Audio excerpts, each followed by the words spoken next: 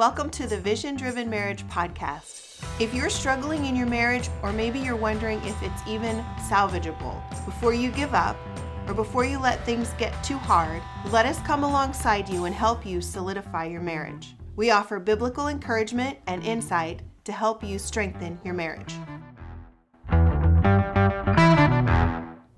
Hi, we're Doug and Leslie Davis. Welcome to the Vision Driven Marriage Podcast. Today, we're going to be looking at Dr. John Gottman's Four Horsemen of the Apocalypse as it relates to a marriage. Now, Dr. Gottman called these things we're going to be looking at today the Four Horsemen of the Apocalypse, referencing what happened in Revelation as the four horsemen were unleashed upon the earth. And the reason that he called these the Four Horsemen of the Apocalypse for a relationship is that when left unchecked, any one or any combination of these things will bring destruction and death to a relationship. He found out that a very, very high percentage of couples who had these things unchecked ended up having their marriage end in a divorce. So let's run down what the four horsemen of the apocalypse are for relationships. One of them is criticism. Mm-hmm. So and this is different than a complaint, right? A complaint, here's an example of a complaint. I feel sad when you didn't call me and you were running late, right? That's just a complaint, right?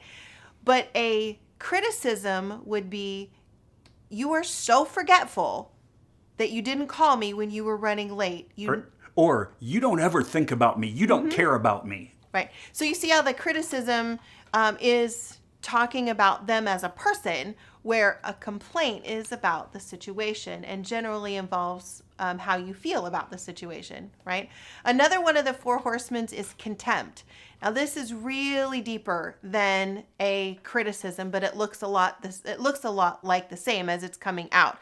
But it is like a really deep heart issue. It's where that bitter root is at. When you're treating your spouse with contempt or contemptuous behavior, or your spouse is treating you with contempt, that's really a bad sign. Right. And, that's where you, as your spouse is telling you something important, you roll your eyes, or you dismiss them completely, or you just walk away from them in the middle of it as if you don't need to listen at all, showing them as if they, you have disgust almost with what they're telling you is what contempt looks like. Even deeper than a disrespect. Right. So it's very disrespectful, but it does go deeper than that. And it does have elements of criticism in it, but it goes much deeper than that. Mm-hmm. Now, the next one is defensiveness. And if you see this as a reaction, either in your spouse or in yourself, then you'll know for sure that there's at least two horsemen that are operating within your relationship, because defensiveness is generally a reaction to criticism, right? If somebody's going to criticize you, you're going to put up some defenses, right? And so that was the other one. The last one is stonewalling, and stonewalling is generally a response to contempt. It's really, really hard for people to stand up under contemptuous behavior against them. It's just not in our nature. So as a protection mechanism, we'll stonewall. We'll back out of the relationship. We won't talk to them. We'll shut them down. We will just build a wall between them. So there's criticism, contempt, defensiveness, and stonewalling. If you see that there's a pattern at all, becoming aware of it, we know that God can do something that will give to you what you need to be able to overcome it, so that it doesn't become a characteristic trait of your relationship. And here's why that matters. In the book of Hebrews, chapter 12, verse 15, God's word says, "Make sure that no one falls short of the grace of God, and that no root of bitterness springs up, causing trouble, and by it defiling many." So what we're looking at today can easily lead to a bitter root that causes spouses to chronically kind of be at each other a little bit.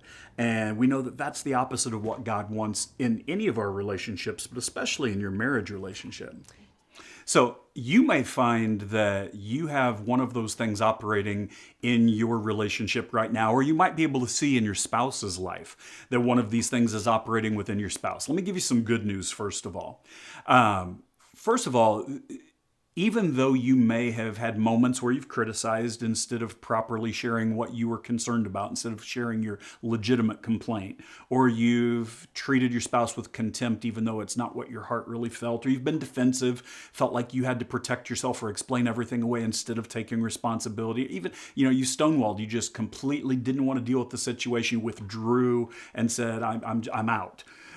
Even if those things have been true, there's good news, because until they become a defining characteristic that's not being checked so that it can be changed, until it gets to the point where there's no effort to change it, there is hope and you can fix it.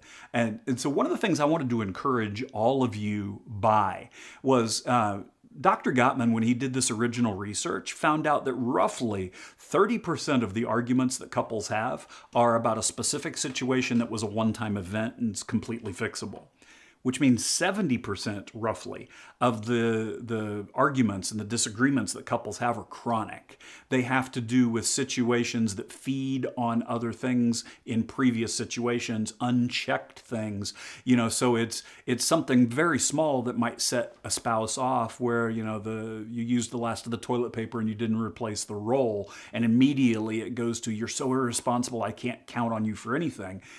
Pretty obviously that if the only thing that happened was a toilet paper roll didn't get changed, it's not about I can't count on you for anything. There's some other deeper issues there. But do you see how criticism or contempt or defensiveness or stonewalling can stand in the way of examining what's actually going on, can make you feel like you're right and your spouse is wrong, which divides you rather than uniting you. And there are definitely better ways to do things than by practicing any of these four things. One of the main things that we really want you to, as the listener, to take away from this podcast episode is to understand how the four horsemen kind of work together in conjunction with each other. Because when you begin to change things, when you say, I'm going to take responsibility for changing what I can, you have to be able to understand how the four horsemen work together. Because as they work out in your spouse, whatever is coming from your spouse, and you're giving that as your defense, as your protection mechanism, right? Your protection mechanism is the only thing that you can control at that point. Right. You're not able to control your spouse's action or reaction to whatever the situation is. But if your spouse is being critical and you're giving defensiveness, in reaction to that criticism, the only thing you can control is the defensiveness. Right. And it may take a long time that as you begin to not give defensiveness as the answer to the criticism, as you change what you can in your own behavior, it may take a while for that criticism to kind of change in and of itself, but it will. Right. And you may not even know what your protection mechanisms are doing in your spouse, because, your spouse may have started with, let's just say with the example Leslie gave, your spouse criticized, you responded inappropriately with defensiveness that's unhealthy defensiveness. And so rather than taking any responsibility, you're pushing it off. And then your spouse responds to your defensiveness with defensiveness. And so now your spouse has gone to two of the four horsemen, all within, because they responded to defensiveness with defensiveness, and you responded to criticism with defensiveness. And it becomes a real mess. And then it's so easy for us just to look at what my spouse is doing to me, rather than what would be healthy. And what's healthy is, what can I do to control my protective response? Because each of these tends to be a protective response to something that affects us, something that often catches us off guard, and very often has become a habit because of the way we've dealt with things in the past. Well, I think one of the best ways to take care of defensiveness is to kind of unpack what you are responsible for in that situation, and take responsibility for that. Say, well, I am sorry that I didn't call you because I know that I should have, and that would have showed you respect. Now, to do that, and this is really difficult, you have to be able to not only recognize that you've responded with defensiveness, but at that moment, as hard as this is, try to focus really hard on listening to what the situation was without taking it personally, because defensiveness often comes out, as Leslie said, as a response to criticism, because criticism is an attack of your personal character. It's an attack of who you are rather than what you did. And so it can be a real defeating thing. And so try not to take it personally. Try to listen to what's going on and what are you truly responsible for. Take responsibility for what you can. That's the way that you can begin the process to defeat defensiveness. I think one of the things that really undermines that is someone who is operating in that relationship from a very insecure place. It's very hard not to be defensive against criticism when there's a lot of insecurity going on internally. Right, especially if it's feeding an insecurity that you've had for a long time. And, very often there's not any truth in the self-doubt that you have or the devalued self-worth that you have. There's no truth at all in it. But when it gets pricked and all of a sudden that's raw, it's really difficult for you to be able to step back and not be defensive. But, so there may be some times where you have to be able to work together as a couple. You may even need to get somebody to come in and help you with the process. But being able to recognize that you're responding with defensiveness, try to evaluate what can I take responsibility for. Now, what about criticism? With criticism, if you realize that when you're scared, or you're afraid, or whatever it is that's causing it, that you lash out with a protective mechanism that's criticism. One of the things where you can maybe somehow for a moment make yourself feel better because you're pointing out why you're justified in feeling what you're feeling, even if it's not true. For example, your spouse said, I'll be home at 6:30. Something happened. They weren't able to be home at 6:30 and they didn't call. You were scared out of your mind that something happened to them. You were concerned that they were in an accident when they got home and they got home late. You jumped straight into criticism and said, you never think about me. You don't care about me at all. And the underlying belief is that you shouldn't have made me feel that way. Right. Like you shouldn't have made me feel scared, instead of being able to take responsibility for that fear. I was afraid that something was, going to happen to my spouse, right? Mm-hmm. You take responsibility for that fear and say, I felt afraid that something had happened to you. Right. So criticism is harsh and it blames and it attacks the person at their core. It also puts a responsibility on that other person for something that they may not have responsibility for. Right. Like it's not their responsibility. And so becoming aware of it's step number one. But after you become aware that you may respond in criticism, one of the things that you can do is immediately step back, and as soon as you're able, try to explain what event caused you to feel what way and what you want.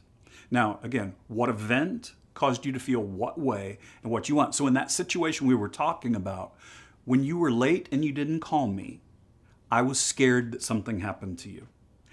Next time, let me know so I know you're okay. That's it. Because instead of, you're so irresponsible and you never think about me, which isn't true, if you're able to step back and actually say, here's what the event was and how I felt during it, and this is what I need from you. So when you didn't call, I was scared something happened to you. I was afraid. And so next time I need you to call me just so I know you're okay. Now, again, in the moment, it may be very difficult to do that. But the way to overcome the horsemen of criticism, which brings destruction to a relationship, is to be able to do a better job of verbalizing the event, what you felt, and what you need. So what about with contempt? Contempt is a difficult one because, contempt can be verbal or it can be body language. You can have contempt simply by the way that you turn your back on your spouse or the way that you can even combine contempt with stonewalling if you huff as you walk away. Contempt is one of those things that devalues, and it goes, I think, even beyond disgust. It devalues the opinions, the beliefs, the words of your spouse, and by default, it devalues your spouse. Yeah, the person. It does. And research has shown that people with contempt or contemptuous behavior, contemptuous beliefs, they are more likely to be susceptible to infectious diseases like the flu and colds and stuff, which means that that carrying that much contempt inside of them is decreasing their immune system. Right. And so, I just found that very interesting. Well, and we know that's accurate. You've probably seen it. If not in your own life, you've seen it in the lives of people that you love, people who hang on to those types of contemptuous attitudes. Their immune system breaks down. They struggle. They get sick. And there's a reason why God tells us in Ephesians chapter 4 not to let the sun go down on our anger, to make sure, and also to outdo one another in giving honor.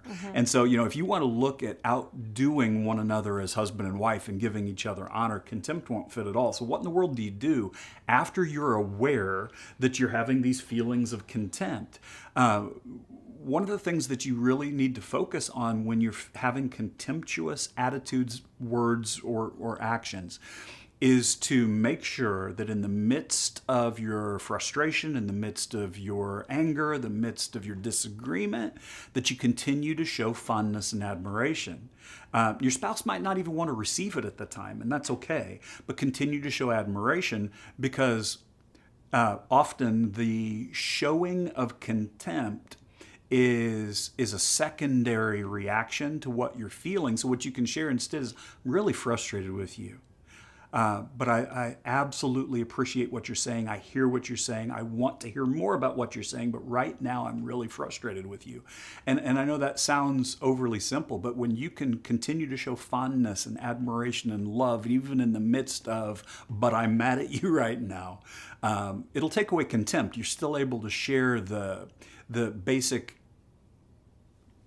idea that I disagree, we are not currently agreeing at all on this, but you're able to do it in a way that doesn't personally attack or devalue your spouse. Love covers a multitude of sins. Oh my goodness, it does. And with stonewalling, just to give you the basic idea, stonewalling is where somebody's going to withdraw completely. They just, for whatever reason, and often it's reaction. It starts often with the right attitude and ends up in a bad place. And what do I mean by that? You may be thinking, I don't want to say something I'm going to regret. And so your protection mechanism, so you don't say something that you want to regret, is to withdraw. We've covered in a couple of other podcast episodes how having a little bit of time and then coming back to a disagreement's fine. But what we're talking about with stonewalling is I'm just going to completely ignore the situation and ignore you. I'm going to withdraw from it. You can talk to me all you want, but I'm not going to listen to you, and I'm not going to answer you. Stonewalling can be really detrimental because it implies I don't care. And apathy is the opposite of love. See, the thing that so many people confuse is they think that hate is the opposite of love. It's not. Hate is just as passionate as love. It's misplaced passion, but it's passion. And the opposite of love is apathy, when you just don't care anymore, and it can destroy a relationship if you give the impression that I don't care. I think the kingpin, so to speak, is the connection. Like stonewalling will undermine and tear down the connection in the relationship. I mean, all of the four horsemen will, obviously. Right. But stonewalling is like the hardest thing on the connection than all of them, because it breaks the connection so just right. Totally. Now, I do want to make sure that if you're thinking, well, this one doesn't feel like it's as aggressive as the others. You're right. It's a passive-aggressive thing.